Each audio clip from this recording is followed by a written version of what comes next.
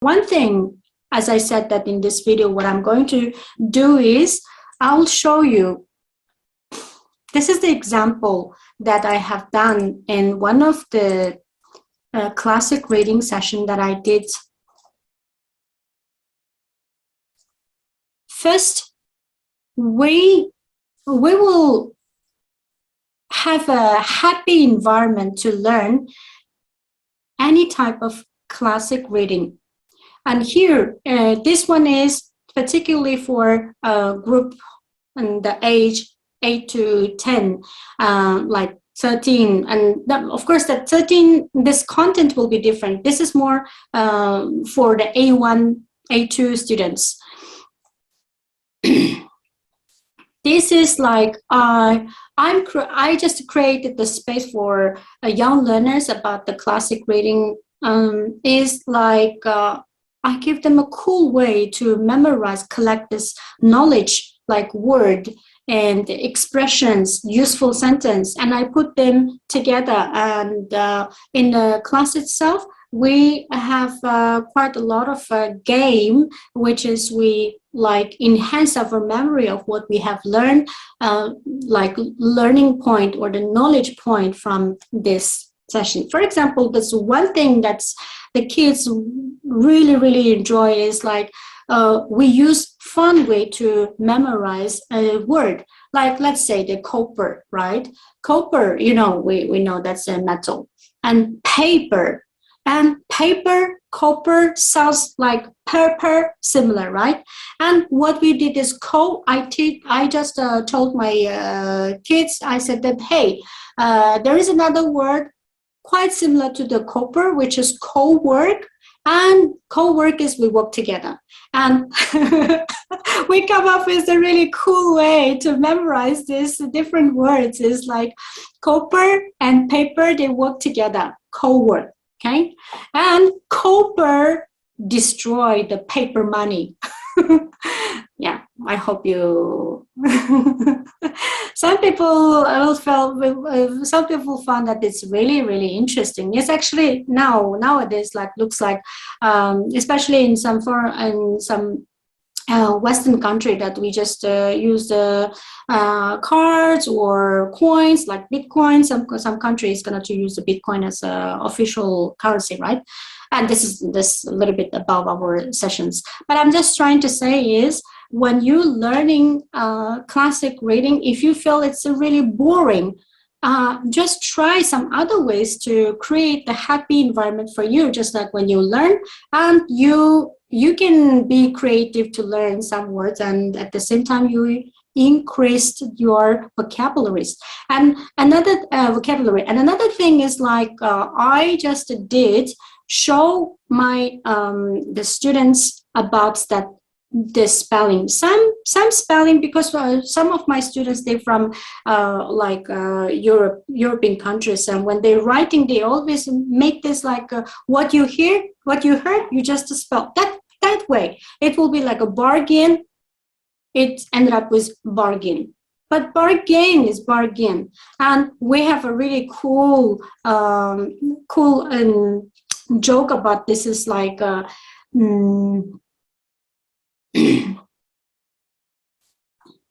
we just I can't remember what we did, but the students, when we were like working together, I asked them to be creative, and someone says, yes, you are lucky, you got a bargain again in the bar, again, you come to the bar and you got a bargain again, and so cool.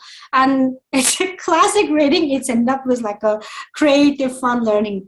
But the purpose of this classic reading is not just about that we got inspired of this author's mind, or not about this. This is the essential things we will get, and most important things that we increase our vocabulary. And how? If you want to know more, you are more than welcome to come to my upcoming program, which is I'm going to have a classic reading. But for now, I'm doing this for kids about 8. and it's fun. And as a parents, you can be part of that, and we will enjoy. And I will show you how to help your kids to learn this little bit complicated words or complicated articles. Not just this, and we did quite a lot of other things. Like, yes, and I also try to let my young learners to learn how they can to memorize more words with the phonetics. Like some people said, oh, this is the charging.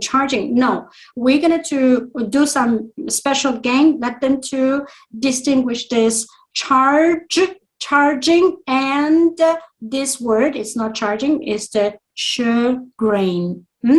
And there are many creative ways that I convert during this creative learning classic reading, that procedures. It was cool, and I'm happy to do it again. Not just like this, and from technical level, what I did is, I think it's better that I share it here with you all as well. And this is not just for like young learners. It works for everyone, especially in my experience when I'm doing this translation, the books, and I found it works for me. Read both passages and explain the connection between the two passages. Analyze the passages for similarities and differences, and determine the questions. What does it mean? I come across this one on the website, and I feel it's interesting. And I don't know that how about the original author, that's when they created this, and what was their mind. But for me, it's really meaningful. I applied in my translation and my other reading sessions. It really works. And read both passages. Like sometimes that, especially if you are doing this translation work, don't do like I translate paragraph by paragraph, or passage by passage, or sentence by sentence. No. And many new translator, newbies in this like translation world, they do this like sentence by sentence. No, at the end, after you finished all the books translation, you found that it's not really connected. That's a little bit disaster at the end. So apply this one, read both passages. And next is explain the connection between the two passages that you need to understand, and what does it mean that each passage, and you need to do a little bit work there. And if you want to do if you want to know how this works in your case, and you can bring your case to me, and then I will show you how does it works. Okay, but that will be the private session. I'm not going to do it in my public or in the group sessions. All right. Now, this is one of the article, this reading, and that we had learned this one in one of the program. It was nice. And this is about Too Dear for a Whistle. And this is about the boy that who spent all his valuable monies just for a whistle. And it was, we learned quite a lot of word from this, and replacement of the words, and some other meaningful insights from this. It was quite good experience to me to learn such a beautiful classic reading with kids, and at the end we converted into many other things. Like it was so cool that the kids got inspired. Some kids did their drawing, some kids did storytelling, some kids did speech craft. We did quite a lot of things, and I can't go for deeper than this. But here what I'm trying to say is classic reading is not that boring, especially when you learn with your kids, or your kids learning classic reading. It's fun. That's why that I wanted to have a classic reading session with children for now. Okay. In the future, maybe with adults. Who knows? All right.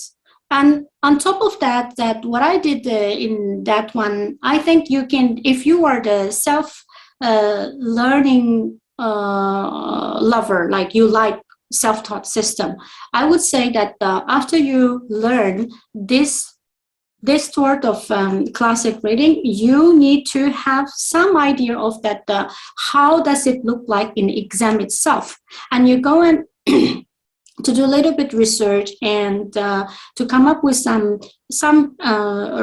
writing or reading exam paper.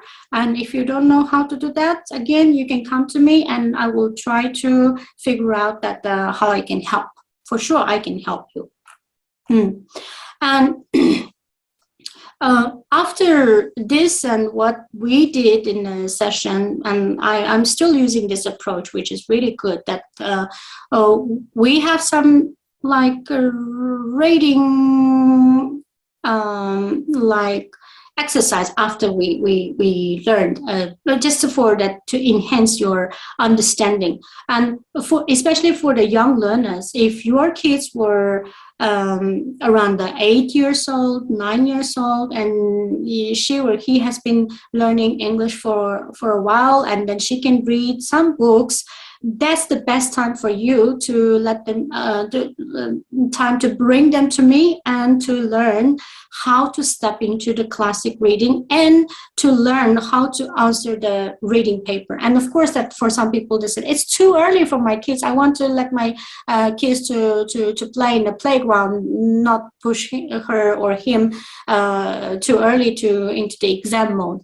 And that's your choice. And I'm just saying that this option is here. I'm happy to give them a taste of paperwork, let them to enjoy, like let them to feel something about themselves, that they can do more creative things. Like it's not about like let them to the exam and prepare for the exam. No, it's about like let them to learn how to assess their own like understanding.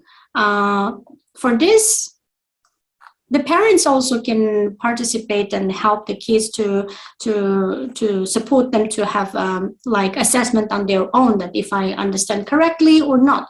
Because at the end of the day, is this communication is not about that how great grade you got in the exam. It's not about that. The communication skills is about that how much you know, how much you understand during this conversation with someone, or you are delivering a speech just like me. I'm delivering the content of this video, how much I'm presenting clearly. This is about like self-assessment. It's good for kids to get a certain concept of this self-assessment. All right.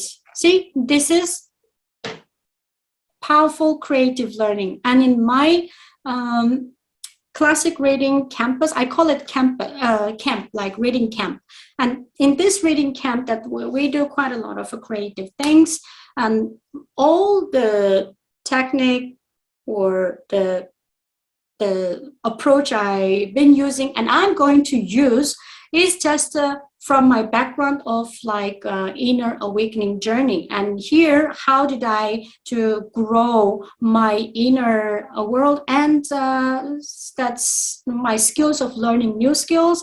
And it's just from like power of the visualization. And I just in one of the camp that I did in the past was like there are a group of young learners, and we sit together, we did visualizing, I inspired them, I just give them it's cool. And this is something really special.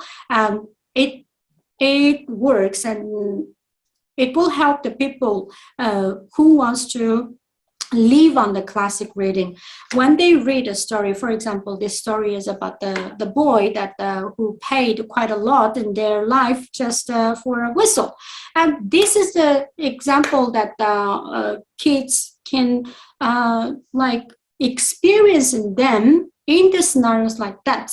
And it's just like, of course, that it needs a special way to sit together. We sit together, and then we just visualize that what you got from this message. And one important thing is like when people know how to sit with them, they know how to talk to them, and they know how to lift them into the even higher dimension. This is about Mihri's Powerful World and Mihri's Powerful English. Right. Any other questions? And you are more than welcome to leave me a message in the comments. As I said earlier in some part of this video, I said that I have an upcoming program, which is certainly for the young learners to learn this creative learning and this learn classic reading in a creative way. In this, every time we use quite different approach. It's just let your kids to experience what is creative learning and how they can build up their confidence in English learning, English classic reading, and how they can get inspired and apply into their life later when they start really need to like learn classic reading. Right. Thank you for watching. I enjoyed talking to you and see you in my other videos. Thank you. See you.